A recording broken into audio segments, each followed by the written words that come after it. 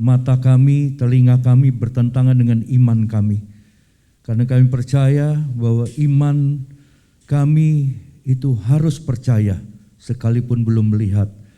Terima kasih Tuhan, Engkau sudah bertahta di atas puji-pujian kami. Saatnya kami mau mendengarkan firman Tuhan, dan kami mohon Roh Kudus hadirlah di sini. Roh Kudus, urapi kami semua, terutama konsentrasi kami, supaya kami boleh mengerti firman-Mu di pagi hari ini. Dalam nama Tuhan Yesus Kristus kami bersyukur dan kami sudah berdoa. Haleluya. Kita semua yang percaya katakan amin. Silakan duduk. Bapak Ibu Saudara yang dikasihi oleh Tuhan, Shalom. Apa kabar? Puji Tuhan, mantap. Ya, Shalom. Bapak Ibu Saudara yang di rumah ibadah online, ya, apa kabarnya? Wah, semua melambai tangan berarti luar biasa. Puji Tuhan ya, baik yang di rumah maupun yang di tempat ini onsite semuanya begitu bersemangat. Ya, Saudara, pagi ini kita segera akan melihat firman Tuhan. Akhir hidup kita ini mau kemana? Tentunya mau ketemu Tuhan Yesus. Ya, itu tidak boleh kita lupakan atau tidak boleh kita ganti dengan apapun. Ya, jadi akhir hidup panggilan Tuhan, pilihan Tuhan kepada kita bukan untuk jadi orang kaya, bukan jadi orang terkenal, bukan cuma jadi orang sukses secara duniawi. Ya, tapi tujuan akhir hidup kita adalah bertemu dengan Yesus. Adalah untuk mendapat hidup yang kekal. Ya, kenapa saya sampaikan ini? Karena seringkali iblis memutarbalikkan tujuan hidup orang Kristen. Ya, kita cuma ngomong orang Kristen, orang nggak Kristen kita nggak campuri. Ya, tapi kehidupan saudara dan saya harus tetap fokus kepada hidup yang kekal untuk bertemu dengan Yesus. Dan pagi ini saya ingin mengajak kita, kalau kita mau ketemu dengan Yesus, kita harus punya hidup atau karakter seperti Yesus. Ya, Yesus itu adalah wujudnya adalah roh. Saudara dan saya harus hidup di dalam roh, baru bisa ketemu Yesus yang adalah roh. Ya, kita tidak boleh menjadi orang Kristen yang orang Kristen disebut orang Kristen daging. Karena daging dan roh itu nggak bisa bersatu, saudara. Ya, saya berikan contoh, air dan minyak nggak bisa bersatu. Air tetap air, minyak tetap minyak. Kalau kita mau ketemu Yesus, kita harus belajar hidup di dalam roh. Ya, pagi ini kita coba sama-sama buka Roma 8 ayat 5 sampai 14, tapi saya akan bagi saja. Kita baca dalam 3 bagian. Ya, bagian yang pertama adalah orang Kristen daging, ya. Kristen tapi daging. Ya, nanti kita lihat penjelasannya. Yang kedua adalah Kristen roh. Yang ketiga, siapa anak Allah itu? Ya.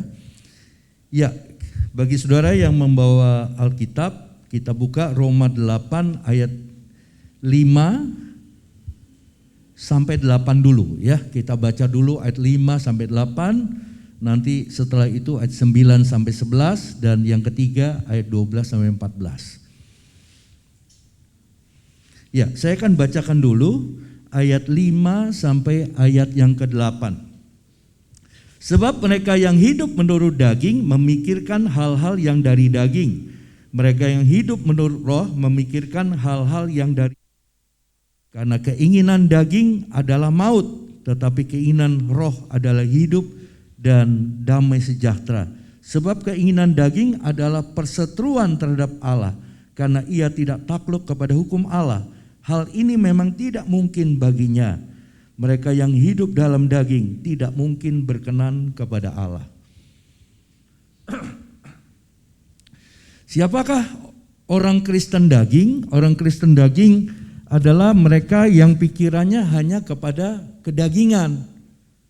Ya, pikirannya selalu kepada kedagingan, makan, minum, duit, ya mobil, rumah, sukses, ya naik pangkat, naik jabatan.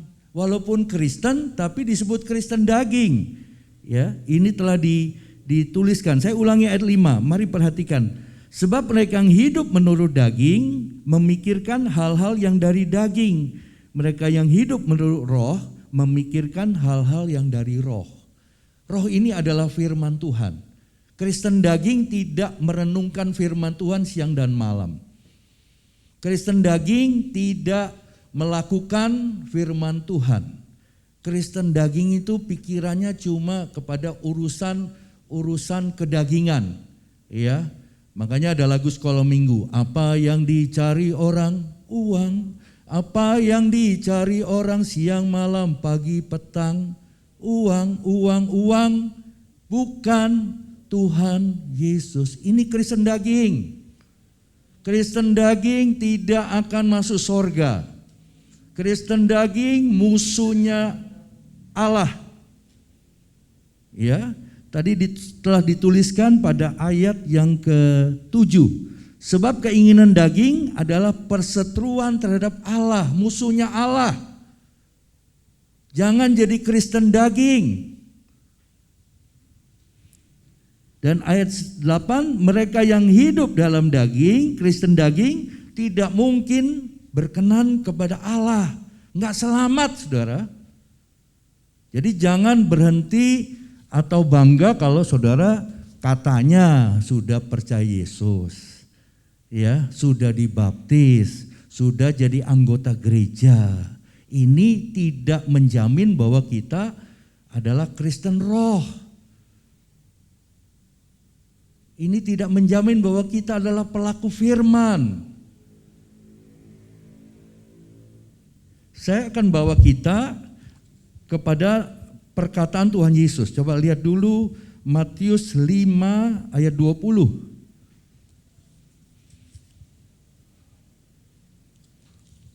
Matius pasal 5 ayat yang ke-20.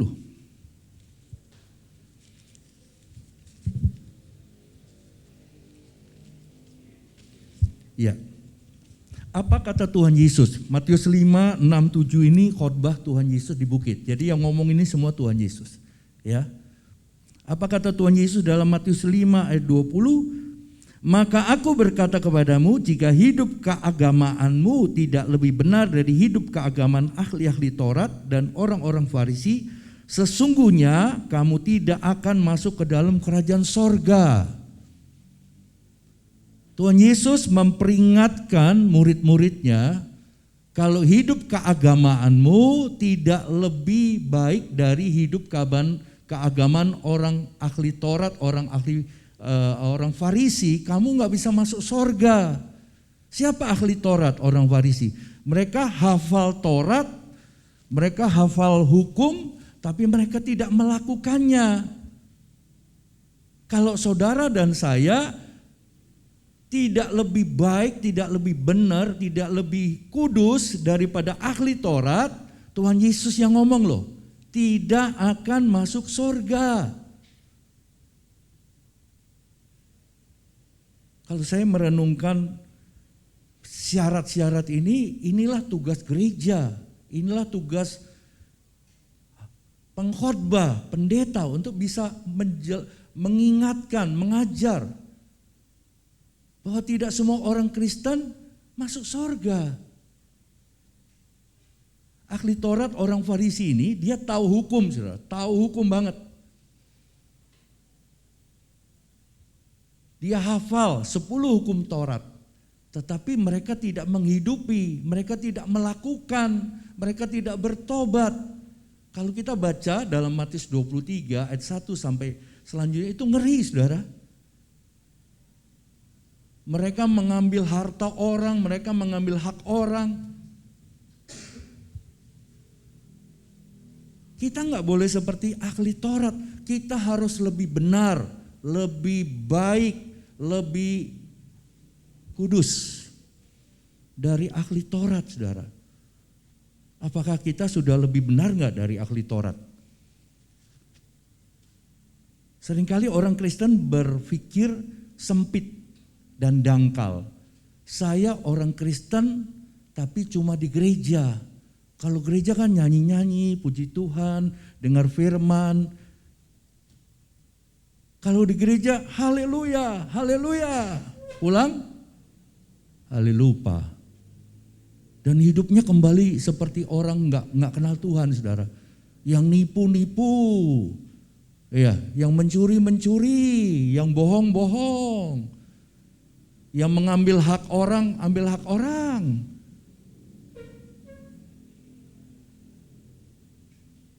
Kita nggak boleh seperti ini, saudara. Karena ternyata masuk surga itu harus mengikuti SOP-nya surga. SOP-nya surga ini ada di dalam Alkitab, firman Tuhan. Standard Operation Prosedur. Saya berikan contoh, saudara. Satu perusahaan dengan perusahaan yang lain beda. Satu kantor dengan kantor yang lain beda. Ya, saya berikan contoh. Kalau kita kerja di kantor A, maka kita harus ikuti aturan kantor A. Masuknya jam 8, pulangnya jam 5, istirahatnya jam 12 sampai jam 1. Harus ikut, saudara. Tapi ada kantor B, ya, masuknya jam 9 pagi, pulangnya jam 9 malam.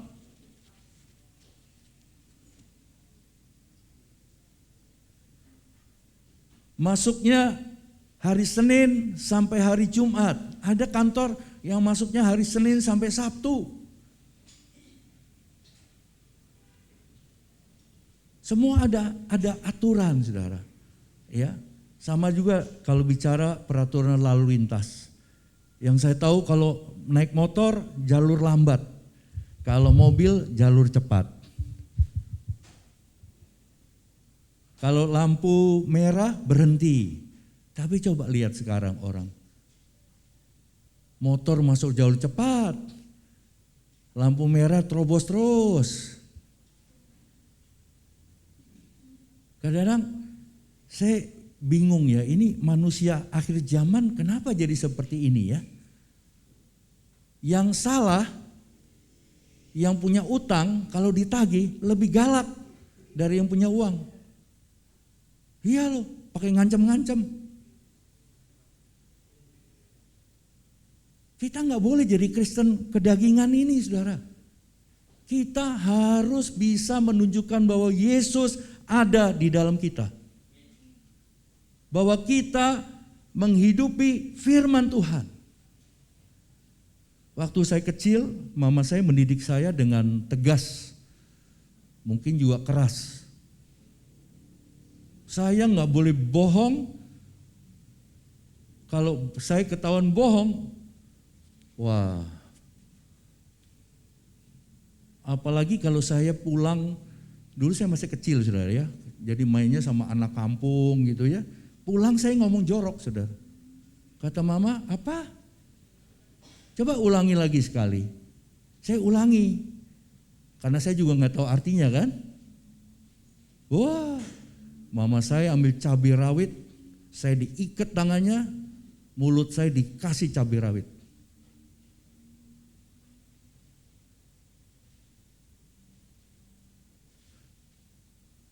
Kadang-kadang didikan orang tua yang tegas dan keras itu bagus juga, saudara. Dulu waktu saya kecil, saya kadang-kadang kalau dididik keras saya nggak suka, saya marah. Tapi setelah besar, setelah tua, saya pikir untung mama saya ajar saya dengan tegas dan keras. Supaya hidup saya ini ikut aturan. Dulu mama saya bilang jangan mencuri. Jam segini belajar, jam segini pulang. Pokoknya kalau udah gelap maghrib harus pulang. Kalau saya nggak pulang, wah sapu lidi udah menunggu di balik pintu. Sama juga saudara dengan kekristenan itu ada SOP. SOP masuk surga itu gimana sih? Harus menjadi seperti Yesus tuh gimana sih? Makanya nanti yang masuk surga ini kalau Tuhan Yesus ngomong gak banyak, saudara. Gak banyak.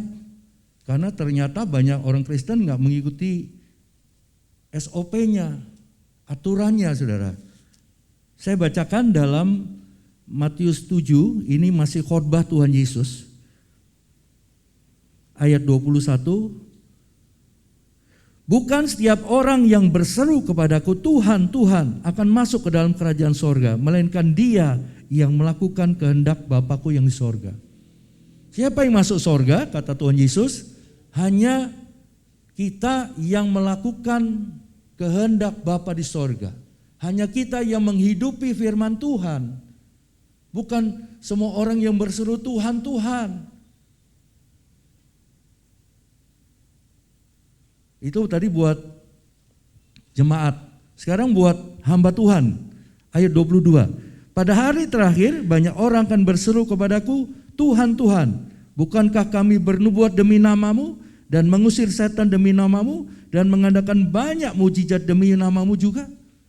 Hamba Tuhan juga tidak luput dari aturan ini, saudara. Karena keselamatan tuh pribadi-pribadi.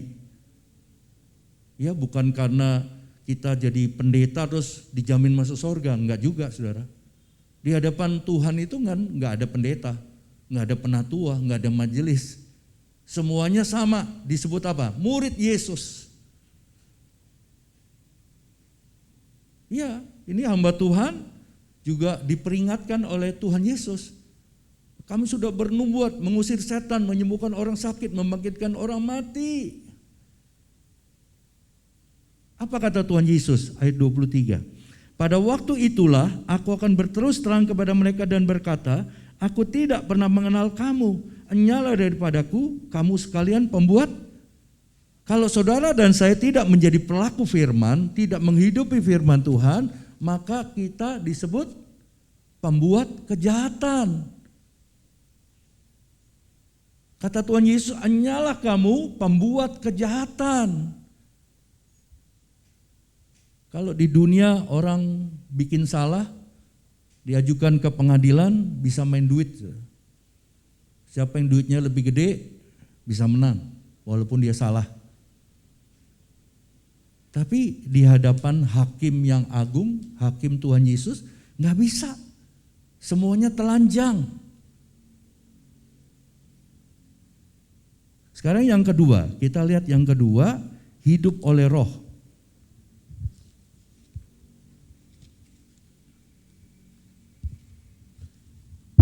Hidup oleh roh itu ada di ayat yang ke-19 sampai 21. Saya bacakan. Maaf, ayat 9 sampai dengan 12. Tetapi kamu tidak hidup dalam daging, melainkan dalam roh. Jika memang roh Allah diam di dalam kamu. Tetapi jika orang tidak memiliki roh Kristus, ia bukan milik Kristus. Tetapi jika Kristus ada di dalam kamu, maka tubuh memang mati karena dosa, tapi roh adalah kehidupan dan karena kebenaran. Dan jika roh Dia yang telah membangkitkan Yesus dari antara orang mati diam di dalam kamu, maka Ia pun yang telah membangkitkan Kristus Yesus dari antara orang mati akan menghidupkan juga tubuhmu yang fana oleh rohnya di dalam kamu. Saudara, sebagai murid-murid Yesus, orang percaya, kita wajib harus dipenuhi dengan Roh Kudus. Saya merenungkan kenapa Tuhan Yesus berkata sebelum dia naik ke sorga, kamu akan menerima kuasa kalau Roh Kudus turun ke atas kamu. Karena Tuhan Yesus sudah melihat kegagalan murid-muridnya. Petrus ada menyangkal 3 kali. Aku tidak kenal dia, aku tidak kenal dia, aku tidak kenal dia. Padahal Petrus itu satu dari 3 murid yang paling dekat dengan Yesus. 3 murid yang dekat dengan Yesus adalah Petrus, Yakobus, Yohanes. Dia menyangkal Yesus 3 kali dan berkata, aku gak kenal. Bahkan ada satu murid dari 12 murid Yesus yang melayani sama-sama, makan sama-sama, lihat mujizat sama-sama, namanya Yudas. Yudas jual Yesus. Belum lagi Yesus memberi makan 4.000 orang, 5.000 orang, belum wanita, belum anak-anak. Tapi mereka semua itu bukan mencari Yesus karena dia adalah juru selamat. Mereka cari Yesus karena perutnya kenyang. Bukankah orang Kristen masih banyak begini? Jadi Kristen tapi karena perutnya kenyang. Jadi Kristen supaya diberkati. Saya tidak bilang salah. Tetapi itu bukan tujuan kita dipanggil, dipilih, diselamatkan oleh Tuhan. Pokoknya fokusnya gak bisa ganti. Kita mau ketemu Yesus. Kita mau dapat hidup yang kekal. Kita mau masuk surga. Hanya orang-orang yang diurapi dengan Roh Kudus yang mampu, saudara, untuk tidak melupakan tujuan akhir hidupnya. Saudara dan saya harus diurapi dengan Roh Kudus. Tanpa Roh Kudus, maafkan, kita cuma Kristen daging. Kristen hari Minggu 2 jam. Tapi kalau udah di luar, orang marah kita ikut marah. Orang pukul kita ikut pukul. Orang bohong kita ikut bohong. Orang menipu kita ikut menipu.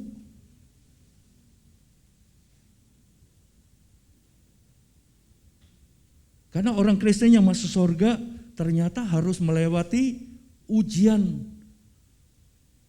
penyaringan, pemisahan.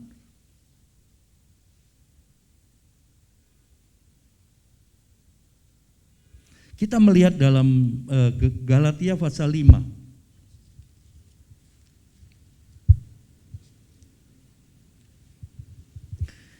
Ya, siapa Kristen daging dan siapa Kristen roh?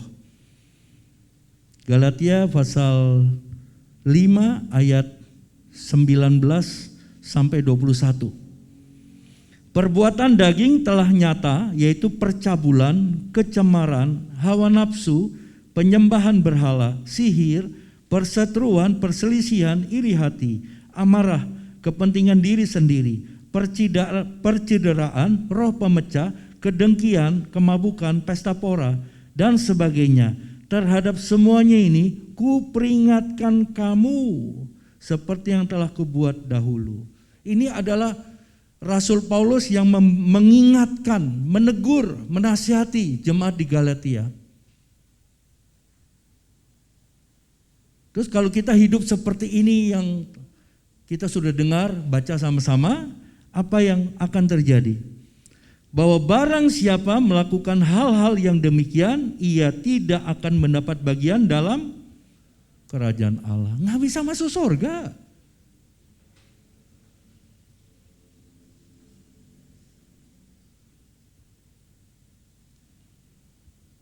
Orang Kristen yang masih kedagingan, orang Kristen yang masih melakukan dosa-dosa, tidak bisa masuk surga. Perhatikan ini, saudara. Camkan ini. Seringkali karena Yesus telah membayar dosa kita, menebus dosa kita dengan kematiannya di atas kayu salib dan kebangkitannya, maka banyak orang Kristen berpikir bahwa keselamatan itu murahan. Masuk surga itu gampang kok. Enggak, saudara. Keselamatan itu memang diberikan dengan cuma-cuma karena kita diselamatkan karena anugerah, kasih karunia, bukan karena perbuatan baik. Tetapi keselamatan itu mahal. Diberikan cuma-cuma, iya, tapi keselamatan itu mahal. Tidak semua orang yang akan menerimanya kalau hidupnya nggak benar. Apa itu orang Kristen roh?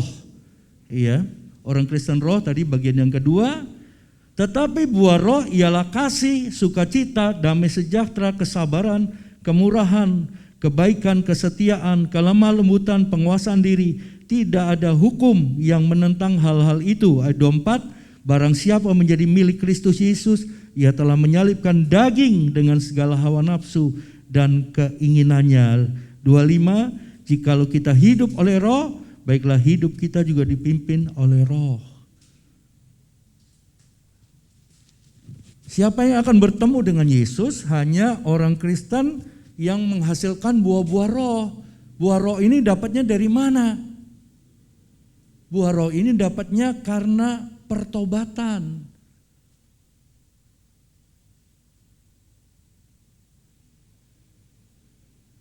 Kalau orang Kristen bertobat ada buah Roh. Kalau orang Kristen nggak mau bertobat nggak ada buah Roh. Buahnya buah apa? Buah daging. Dan orang Kristen yang buahnya kedagingan nggak bisa masuk surga. Yang bisa masuk surga hanyalah orang Kristen yang telah menyalibkan kedagingannya, hawa nafsunya, yaitu orang Kristen yang menghasilkan buah Roh.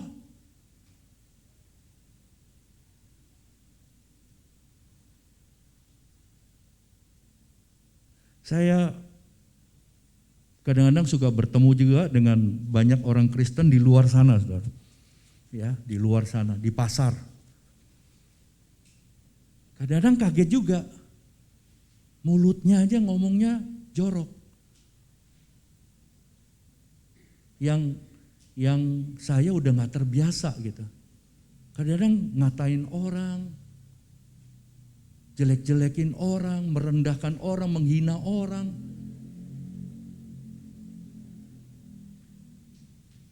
Saudara, orang Kristen yang nanti bakal ketemu Yesus, bakal masuk surga, dia harus menjadi orang Kristen yang radikal. Yang seperti Yesus hidupnya. Mungkin orang bilang, wah ini orang aneh ya. Harus aneh. Dia sudah harus melepaskan semua yang kedagingan tadi. Dan dia harus mengejar buah-buah Roh. Karena buah-buah Roh itu buah hasil pertobatan, saudara.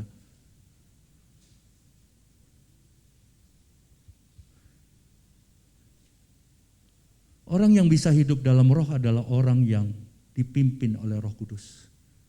Roh Kudus ada di sini. Roh Kudus memenuhi hatinya. Bukan cuma saat dia di gereja seperti pagi ini, tapi kesehariannya setiap hari 24 jam itu Roh Kudus yang pimpin hidupnya, saudara. Sehingga kalau dia mau mengatain orang, ada Roh Kudus yang ingatkan jangan. Dia mau jahat sama orang, Roh Kudus ingatkan jangan. Kalau dia mau merugikan orang, Roh Kudus bilang jangan. Kalau hidup kita punya Roh Kudus, saudara, hati kita ada Roh Kudus, enak, saudara. Kita jadi orang Kristen yang lebih kuat, lebih tegar, bisa melakukan firman. Kita nanti enggak lagi terikat kepada perkara duniawi. Ada orang Kristen yang tiap hari cuma mikirin makan apa ya, minum apa ya, kemana lagi ya. Yang dipikirkan cuma bagaimana dia menyenangkan dagingnya, hawa nafsunya. Ayo tinggalkan, saudara. Hidup di dunia ini sementara. Mazmur 90 katakan umur manusia 70 tahun, kalau kuat 80 tahun. Lebih dari itu adalah penderitaan. Udah makan bilang belum makan.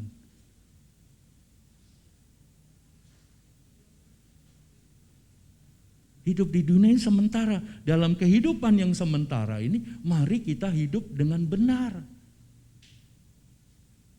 Mari kita hidup di dalam Roh, hidup di dalam firman. Dan mari kita terus meminta Roh Kudus urapi saya, Roh Kudus penuhi saya setiap hari. Bukan cuma doa 10 hari ya. Kalau doa 10 hari, wah nangis-nangis, Roh Kudus, Roh Kudus, Roh Kudus. Tapi udah lewat, udah. Dan saya berani jamin, saudara, Orang yang tidak penuh dengan Roh Kudus, mereka pasti adalah orang Kristen kedagingan. Dikit-dikit tersinggung, dikit-dikit marah, dikit-dikit harga diri dong. Berapa sih harganya kita? Ingat loh, hidup kita ini sudah ditanggung di atas kayu salib oleh Yesus. Dan kita sudah ditebus oleh darahnya, harganya sudah lunas dibayar. Sebenarnya pola pikir mindset kita ini sudah harus berubah, saudara. Juga dalam keseharian, dalam menolong orang, melayani, berdonasi di gereja, di pelayanan, udah gak ada hitung untung rugi, sipwa. Untung berapa nih? Orang yang hidup dalam Roh itu siap merugi. Amin. Siap berkorban. Dia udah gak mikirin dirinya sendiri. Bagaimana aku bisa balas cinta kasih Tuhan? Aku saja sudah ditebus dengan darah yang mahal. Ada jemaat pernah bertanya kepada saya, Pak, kenapa Bapak beda? Saya tanya lagi, apa bedanya saya? Kalau saya numpang di mobil Bapak kok boleh ya? Kalau pendeta lain gak boleh loh Pak. Saya jadi kaget loh. Gak boleh. Kalau gak boleh kenapa? Saya berpikirnya gampang saudara. Semua berkat ya, semua berkat yang ada dalam hidup itu juga dari Tuhan. Kenapa kita jadi eksklusif ya? Dan saya jawab saya dengan gampang tanpa menjelekkan pendeta yang lain. Saya bilang ya masing-masing punya aturan lah. Tapi kalau ada jemaat saya mau pulang, Pak bareng ya, ayo. Selama masih ada. Kalau nggak ada masa saya mau taruh di atas. Iya.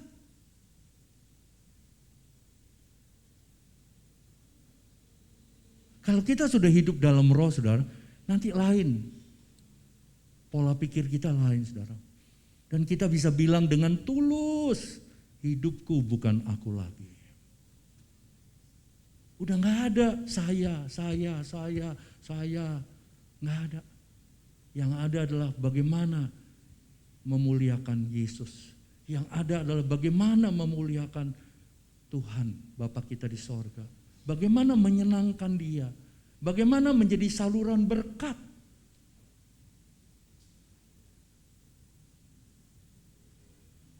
Bagaimana bukan kita lagi, tapi orang lain yang kita pikirin, saudara. Orang Kristen kalau kedagingan yang dipikir cuma diri sendiri, saudara. Itu pasti.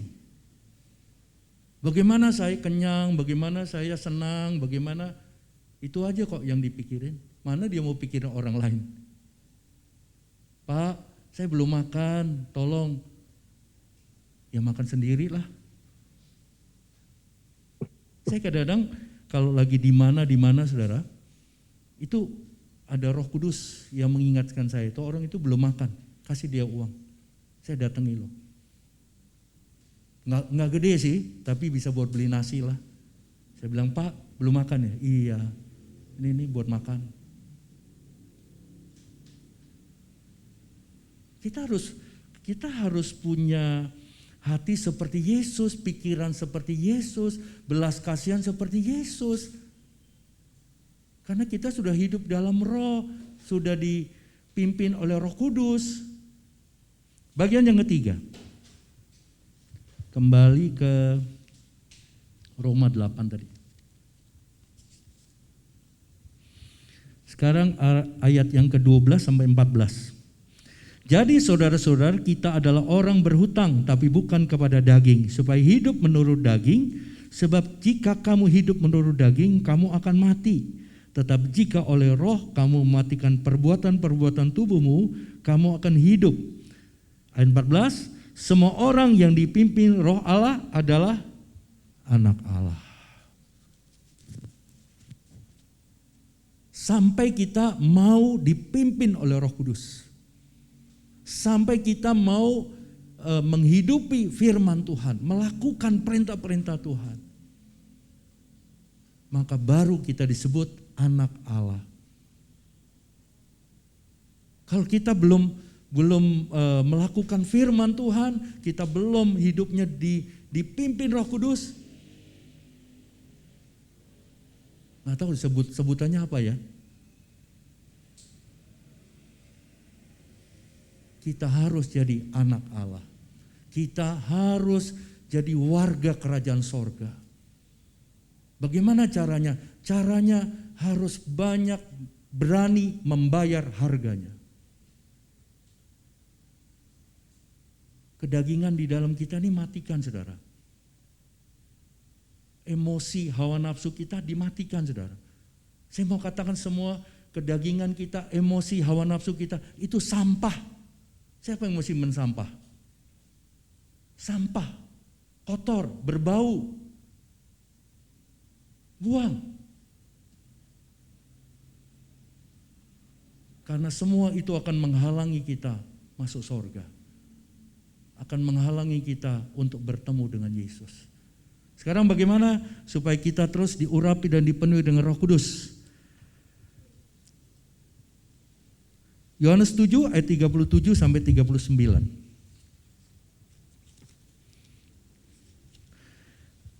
Banyak orang berkata bahwa urapan Roh Kudus itu otomatis, ya. Tapi saya mau katakan tidak otomatis. Kita harus minta. Untuk memintanya kita harus punya hati yang haus.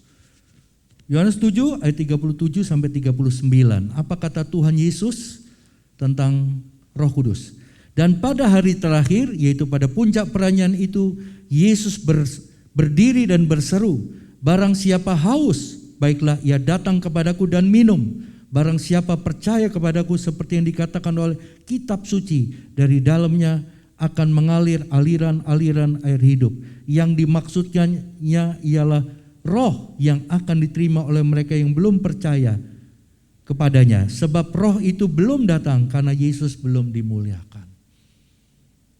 Yesus sekarang sudah dimuliakan. Yesus sudah naik ke sorga, duduk di sebelah kanan Allah Bapa. Yang ada di dunia ini, yang ada di hati kita adalah Roh Kudus.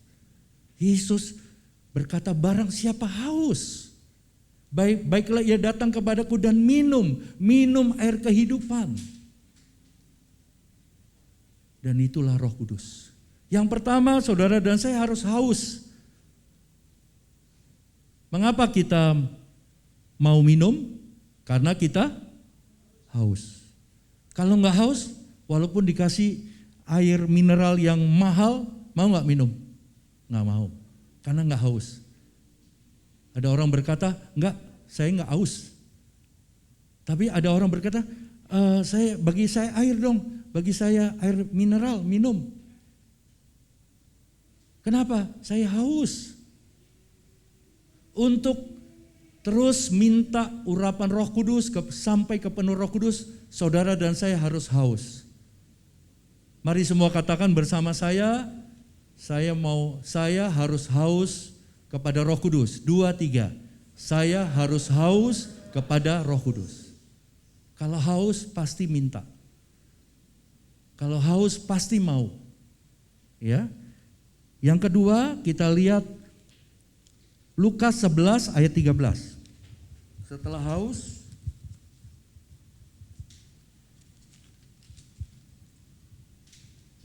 Lukas 11 ayat 13. Ya, Lukas 11 ayat 13. Jadi jika kamu yang jahat tahu memberi pemberian yang baik kepada anak-anakmu, apalagi Bapamu yang di sorga, Ia akan memberikan Roh Kudus kepada mereka yang meminta kepadanya. Setelah saudara dan saya punya hati yang haus, maka langkah yang kedua harus minta. Bagaimana mintanya? Tuhan Yesus urapi saya dengan Roh Kudus. Tuhan Yesus penuhi saya dengan Roh Kudus. Di mana? Di kamar. Tiap hari, saudara, tiap hari, tiap saat.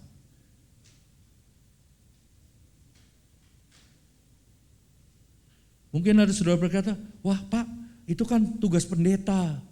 Kalau saya kan bukan pendeta. Bukan soal pendeta atau bukan.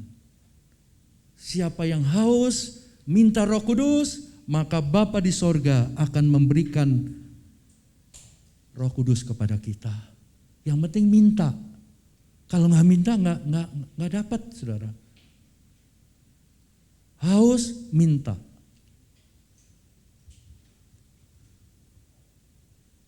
Efesus 5 ayat 18, ini ayat terakhir.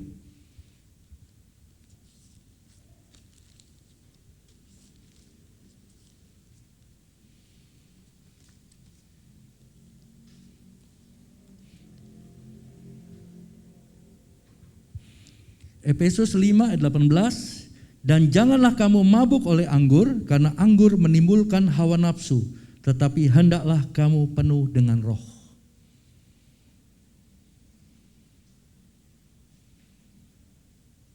Firman Tuhan menasihati kita, jangan kamu penuh dengan anggur duniawi, anggur kesenangan duniawi. Tetapi hendaklah kamu penuh dengan Roh Kudus. Hanya orang yang penuh dengan Roh Kudus yang disebut anak-anak Allah. Hanya orang yang penuh Roh Kudus yang bisa menguasai dirinya, mengendalikan dirinya. Tanpa Roh Kudus nggak bisa, saudara. Ada orang Kristen yang tidak mau diurapi Roh Kudus. Mereka masih banyak melakukan dosa-dosa. Tapi saya memberikan garansi, jaminan. Kalau saudara haus, minta untuk diurapi Roh Kudus, dipenuhi dengan Roh Kudus. Saya percaya hidup saudara dan saya akan berubah. Dan kita akan dapat berkata, hidupku bukan aku lagi, tapi hidupku adalah Kristus. Amin. Amin, mari kita responi firman Tuhan. Saya undang pemusik. Bapa dalam sorga, terima kasih untuk firman-Mu yang sudah kami dengar pagi hari ini. Hamba-Mu telah selesai berbicara, tapi hamba mohon Roh Kudus yang lemah lembut, berbicaralah terus dalam setiap hati kami masing-masing. Supaya kami boleh sungguh-sungguh mengerti firman Tuhan di pagi hari ini. Dan biarlah firman-Mu sungguh-sungguh tertanam, terukir, termeterai dalam setiap loh hati kami. Di dalam nama Tuhan Yesus Kristus, saya ajak kita semua untuk menerima Roh Kudus, mengundang Roh Kudus. Siapa saudara yang mau mengundang Roh Kudus yang hari ini? Berhembuslah Roh Kudus di tempat.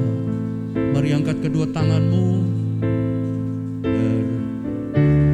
Tuhan, kau melihat tangan-tangan yang terangkat, mereka haus kepada Roh Kudus. Urapi mereka dan penuhi mereka. Roh Kudus pimpin setiap hidup kami. Kami tidak bisa jalan sendiri tanpa Roh Kudus.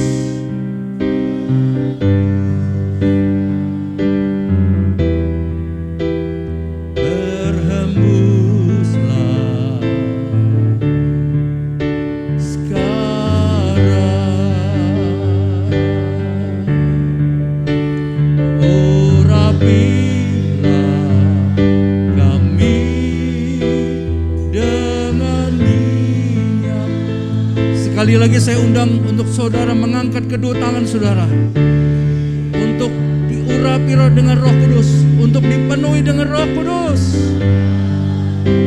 supaya Roh Kudus menolong kita dan kita boleh menjadi pelaku firman.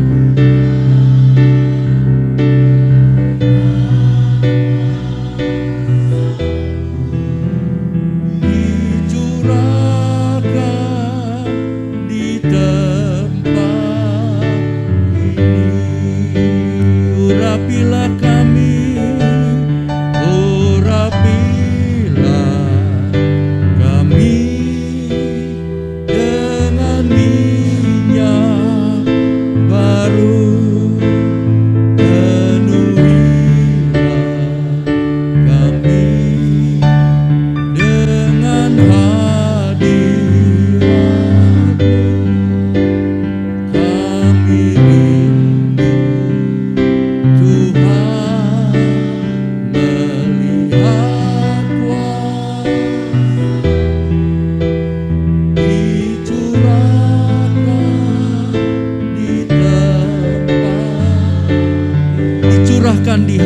kami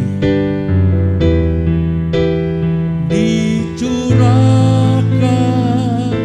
di hati kami. Terimalah Roh Kudus, terimalah Roh Kudus, terimalah Roh Kudus, sampai engkau penuh dengan Roh Kudus, supaya Roh Kudus dapat menolong engkau, Roh Kudus dapat menghibur engkau, Roh Kudus yang memampukan kita semua menjadi pelaku firman Tuhan. Dalam nama Tuhan Yesus Kristus kami mengucap syukur. Tuhan, Engkau baik, Engkau berikan kami Roh Kudus-Mu. Kami mengucap syukur Tuhan. Dalam nama Tuhan Yesus Kristus kami sudah berdoa. Haleluya. Kita semua katakan amin. Terima kasih.